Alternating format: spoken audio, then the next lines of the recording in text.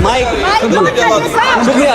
Mic मेरे अल्फाज बंटवारे के नहीं बल्कि इत्तेहाद के हैं। मेरे अल्फाज मायूसी के नहीं बल्कि एक उम्मीद के हैं। एक मुस्लिम रहनुमा की हैसियत से मुझे इस दस्तावेज पर बेपनाह फख्र है, जो कि दस्तावेज जो संविधान हमें इजाजत देता है।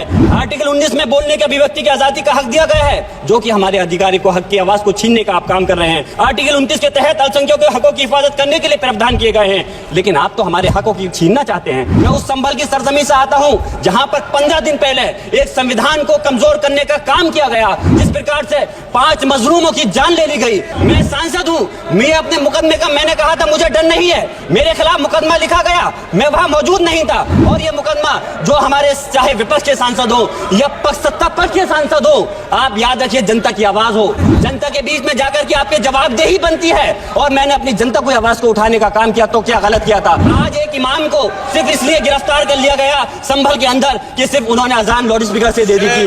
अफसोस है कि आज हमारे साथ ऐसी ज्यादती हो रही है। आर्टिकल 30 के अंदर अपने तालीमी इदारों को कायम करने और उनके चलाने का हक है, लेकिन हमारे साथ ज्यादती हो रही है। ये संविधान को अगर आप कमजोर करेंगे तो याद रखना ये देश कमजोर होगा, हमारा मुल्क कमजोर होगा। जो संविधान के प्रति वफादार नहीं हो सकते वो हमारे मुल्क के प्रति वफादार नहीं हो सकते। मॉबलिंग सिर्फ धर्म के नाम पर अगर कोई मुस्लिम है, ओबीसी है या पिछड़ा समाज का, ऐसी समाज का है तो नाम पूछ कर करके उसकी हत्या कर दी जाती है। अगर कोई हम कुछ बोलते हैं तो हेट स्पीच करके मुकदमा दर्ज कर देते हैं। और जो हमारे धार्मिक आका हमारे सल्लल्लाहु अलैहि वसल्लम की शान में गुस्ताखी करता है उनके खिलाफ कोई कार्रवाई नहीं।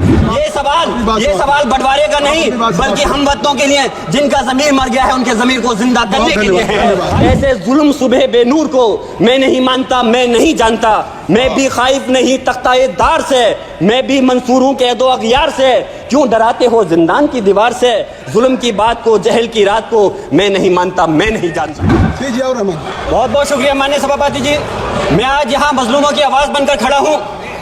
उन करोड़ों भारतीय मुसलमान और अल्पसंख्यकों की जद्दोजहद और हक की बात करना चाहता हूँ जो इस देश का अटूट हिस्सा हैं। मेरे अल्फाज बंटवारे के नहीं बल्कि इत्तेहाद के हैं। मेरे अल्फाज मायूसी के नहीं बल्कि एक उम्मीद के हैं। ऐसी उम्मीद जो कि हमारे इस देश को जोड़ना चाहती है। हमारे संविधान को बनाने के लिए हमारे बाबा भीमराव अंबेडकर साहब, मौलाना अबुल कलाम आजाद साहब, डॉक्टर जाकिर हुसैन साहब ने मिलकर के इस संविधान को बहुत मेहनत के साथ बनाया था। ये सिर्फ किताब की शक्ल में देने के लिए नहीं है। आज संविधान के उस पर मैं कहना चाहता हूं कि भारत का संविधान इंसाफ, आजादी और भाईचारगी की जिंदा गवाही है और ये गारंटी देता है कि नागरिक हर मजहब, जात या नस्ल पर इज्जत के साथ गुजार सकते हैं जिंदगी। लेकिन अफसोस है एक मुस्लिम रहनुमा की हैसियत से मुझे इस दस्तावेज पर बेपनाह फख्र है, जो कि दस्तावेज जो संविधान हमें इजाजत देता है। आर्टिकल 15 के मुताबिक किसी भी नागरिक को मजहब, जात, लिंग, नस्ल या जन्म के स्थान पर भेदभाव नहीं किया जाएगा। आर्टिकल 19 में बोलने के अभिव्यक्ति की आजादी का हक दिया गया है, जो कि हमारे अधिकारी को हक की आवाज को छीनने का आप काम कर रहे हैं। आर्टिकल 25 अपने मजहब को मानने और उस पर अमल करने की आजादी देता है। आर्टिकल 29 के तहत अल्पसंख्यकों के हकों की हिफाजत करने के लिए प्रावधान किए गए हैं, लेकिन आप तो हमारे हकों की छीनना चाहते हैं। माननीय सभापति जी, मैं आपके माध्यम से कहना चाहता हूं कि आर्टिकल 30 के अंदर अपने तालीमी इदारों को कायम करने और उनके चलाने का हक है, लेकिन हमारे साथ ज्यादती हो रही है। यह संविधान को अगर आप कमजोर करेंगे तो याद रखना ये देश कमजोर होगा, हमारा मुल्क कमजोर होगा। जो संविधान के प्रति वफादार नहीं हो सकते वो हमारे मुल्क के प्रति वफादार नहीं हो सकते।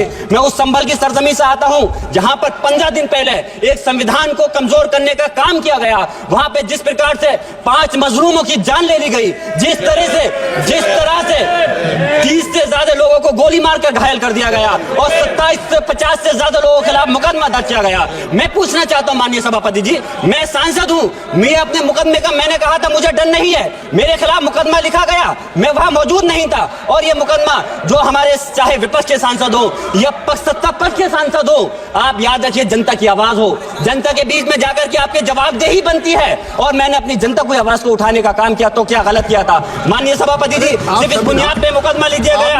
आज मैं आपको बताना पॉइंट पे बोल रहा हूँ, संविधान पर ही बोल रहा हूँ माननीय सभापति जी।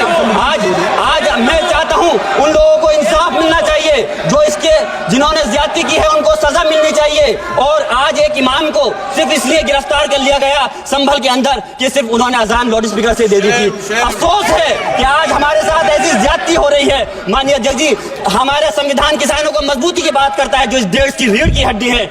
130 किसान जो 10 दिन से ज्यादा समय से जेल में बंद हैं, आप किसानों को हक नहीं दे पा रहे तो किसको हक देने का काम करोगे? मैं अफसोस करता हूँ आज पूरे प्रदेश और मुल्क के अंदर जिस तरह से हमारे लोगों की हिफाजत नहीं की जा रही। एक मॉब लिंचिंग सिर्फ धर्म के नाम पर, अगर कोई मुस्लिम है, ओबीसी है या पिछड़ा समाज का, एससी समाज का है तो नाम पूछ कर करके उसकी हत्या कर दी जाती है। बुलडोजर चलाए जा रहे हैं। हेट स्पीच, अगर कोई हम कुछ बोलते हैं तो हेट स्पीच करके मुकदमा दर्ज कर देते हैं। और जो हमारे धार्मिक आका हमारे सल्लल्लाहु अलैहि वसल्लम की शान में गुस्ताखी करता है उनके खिलाफ कोई कार्रवाई नहीं। मेरे पास समय कम है, इसलिए तेजी के साथ में मुझे बोलना पड़ रहा है। माननीय सभापति महोदय जी, ये सवाल बंटवारे का नहीं बल्कि हम वतनों के लिए, जिनका जमीर मर गया है उनके जमीर को जिंदा करने के लिए है।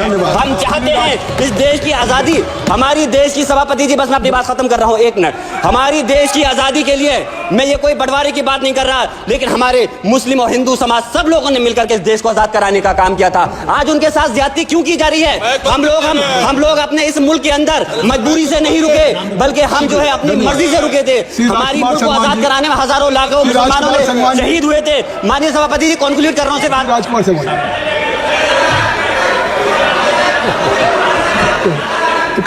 आप कंक्लूड करें ना, आप कंक्लूड कर